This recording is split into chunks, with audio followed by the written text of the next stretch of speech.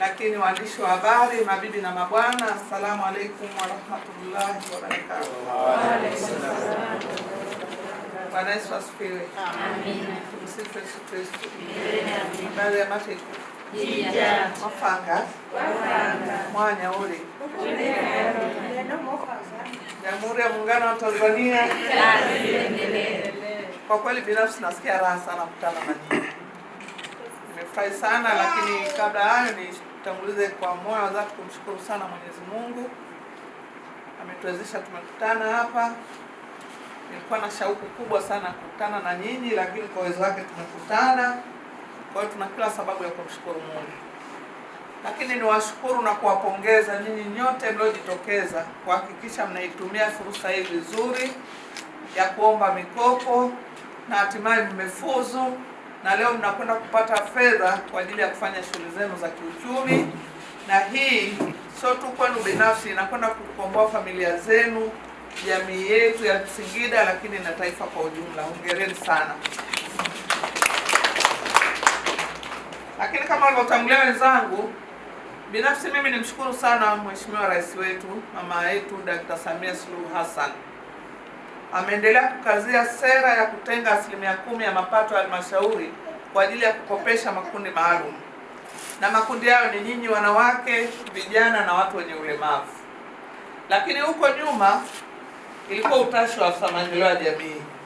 Anakuangalia anakwambia njoo jaza fomu.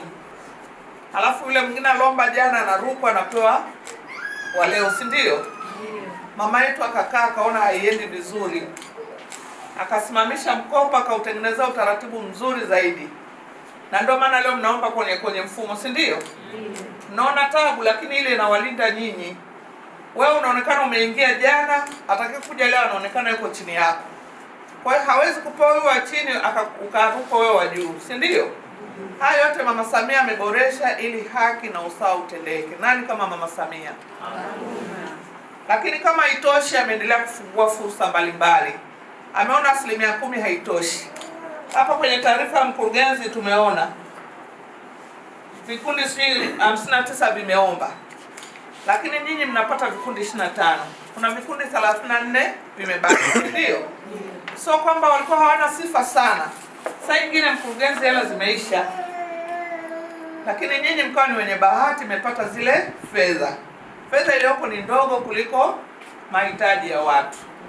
Kwa kwanza jambo la kumshukuru Mwenyezi Mungu umepata, lakini tuendelee kuzitumia vizuri hizi fedha ili zilete tija kama ambavyo tumefikiria. Mama Samia halali anawaza Watanzania hawana ajira, nifanye nini? Vijana kama alivyosema katibu, kwa mujibu wa matokeo ya sensa ya mwaka 2022, kubwa ya Watanzania ni vijana. Ukija kijinsia kubwa ni wanawake, si ndio? Kwa hiyo haya makundi yanamuumiza kichwa. Na ndio maana umeona pamoja na 10% hii, lakini bado ameleta bilioni 200 kwa ajili ya vijana. Mmeshazisikia? Vijana mmezisikia? Mbona mnaitikia kinyonge nyonge? Ongeza mjawaambia hizo fursa. Lakini kwa mambo mawili, kilimo na nini na mifugo. Tunaelewana eh? Na nikiona hapa watu tuna sura za kilimo na mifugo. Kwa hizo ni fursa za kuchangamkia. Ukikosa kwenye 10% unahamia huko kwenye bilioni 200, si ndio? Ukikosa hapa, iko 30% ya kazi zinazotangazwa na serikali. 30% inatakiwa ende kwa vijana, wanawake, walemavu na wazee. Mmeisikia hiyo pia? Hamjasikia eh? Ndio. Wote tumebanana kwenye 10% tu, si ndio? Ndio. Fursa ziko nyingi. Na hapa tunaambiwa vikundi 5 tu. Hivi vikundi 5 kwa vijana wote wa Singida ni sawa? Vikundi 5 kwa wanawake wote wa Singida ni sawa? Sio sawa. Taarifa hazifiki vizuri, si ndio? Ndio. Kwa hiyo hapo tayari maafisa maendeleo ya jamii mshaona eh? Kama nyinyi mnang'ang'ania tu 10%.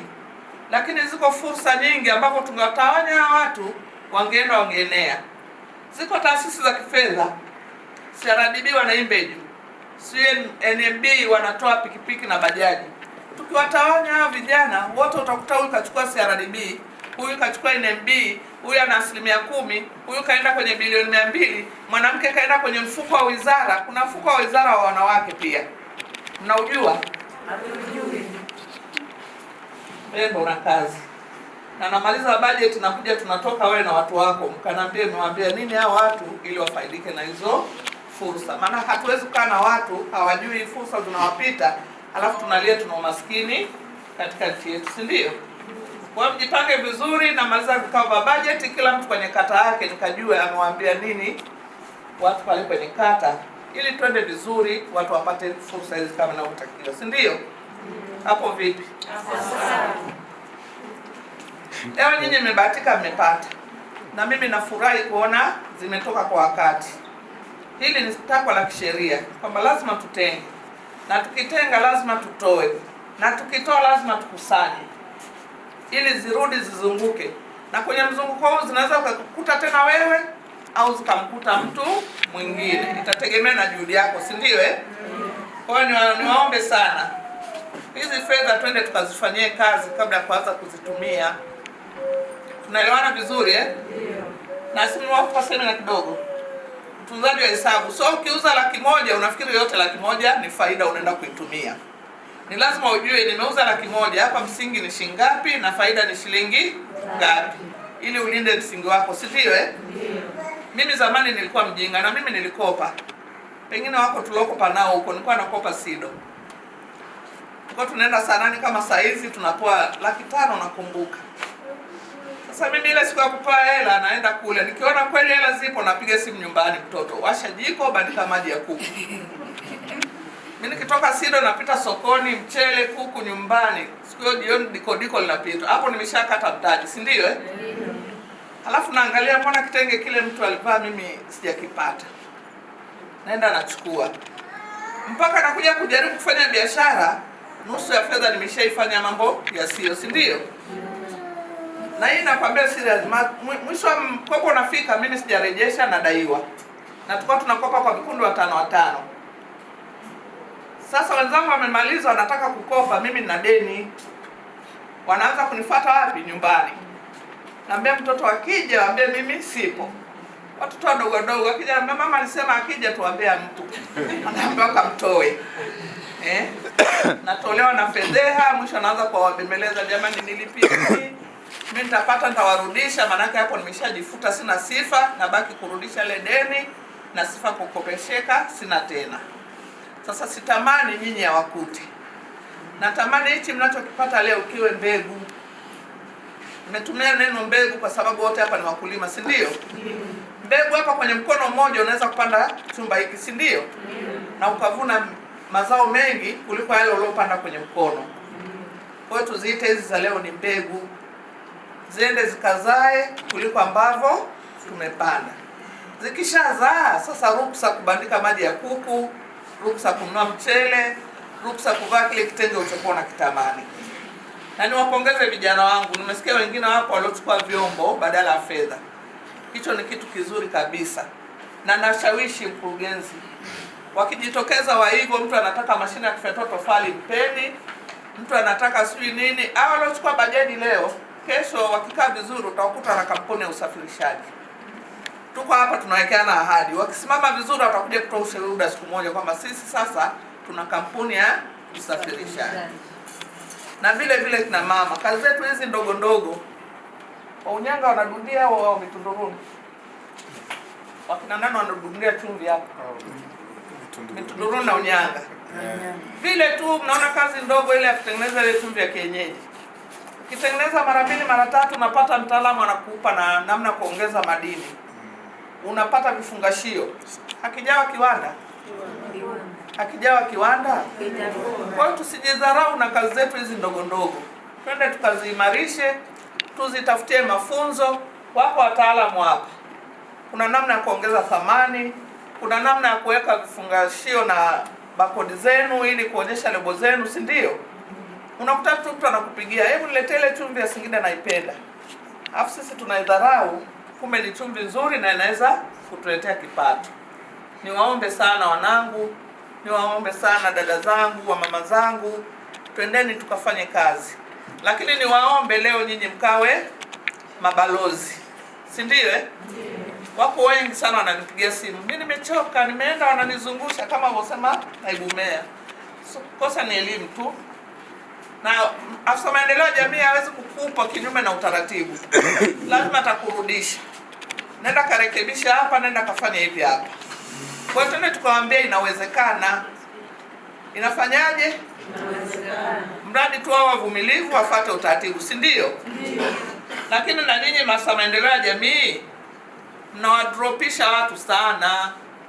Yaani mtu akishakuja kwako manake ametia nia kukopa, si ndio?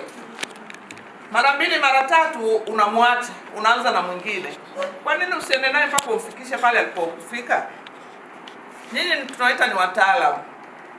Hawa tunaowahudumia wanahitaji utaalamu wenu. Sio kama mnanielewa vizuri. Ukimwambia tu nenda stationery ile, si ndio anawaambia hivi? Nenda stationery ile, nenda kajaze. Sio sawa. Mfuatilie, amekwenda stationery ile kweli amejaza? Maana inawezekana hatuna vifaa, si ndio? Lakini mfuatilie mteja wako, amekwenda amejaza? Yuko sahihi?